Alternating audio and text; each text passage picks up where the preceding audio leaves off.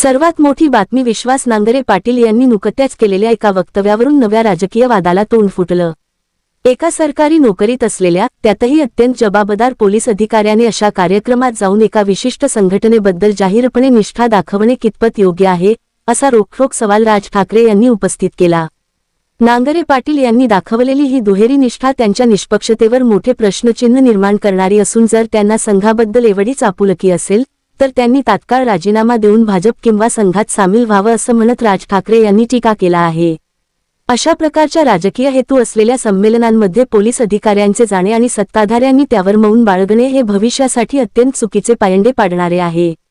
2012 मध्ये मनसेच्या मोर्चात पोलिसांचे अभिनंदन करणाऱ्या एका कॉन्स्टेबलला तत्कालीन सरकारने तात्काळ सक्तीच्या रजेवर पाठवले होतं, मग तोच नियम नांगरे पाटील यांना का लागू केला जात नाही, असा सवाल राज ठाकरे यांनी उपस्थित केला आहे। विश्वास नांगरे पाटील यांनी एका कार्यक्रमात राष्ट्रीय स्वयंसेवक संघाची तोंड भरून स्तुती केली आणि त्यावरून राजकीय वाद सुरू झाला आहे।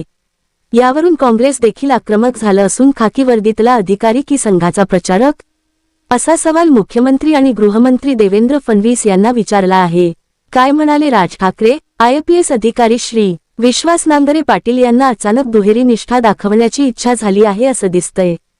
ते एक पोलीस अधिकारी आहेत, त्यामुळे त्यांची निष्ठा फक्त आणि फक्त पोलीस दलाची जी कर्तव्य आहेत त्याच्याशी असायला हवी।